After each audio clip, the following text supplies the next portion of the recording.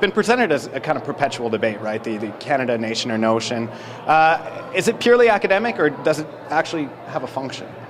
Oh, well, I think it has a function. I'm quite compelled by Malcolm's argument that says we need to project something of this nation into the world, and that means defining what we are and what we want to be. So now I think Adam was brilliant, and I agree with lots of what he said. But I think it is a very important thing to keep talking about, no question.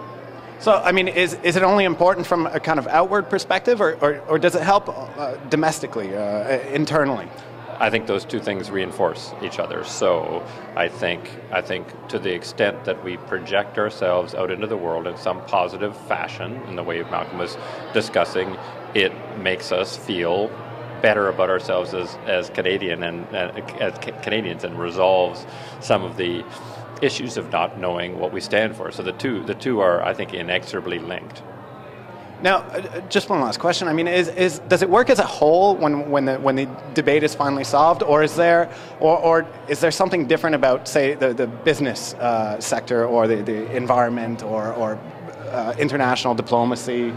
Well, one thing I'd say is the debate will never be solved, and I think things like this shouldn't be resolved finally. I think it's an ongoing exploration, and I think it has different manifestations in the different sectors, in arts versus business versus politics, but they all impact on one another and reinforce one another. I mean, it's a very big, complicated tapestry.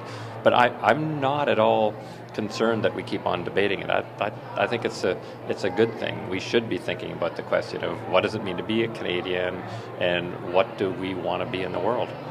Thank you very much, Mr. Martin. You're most welcome.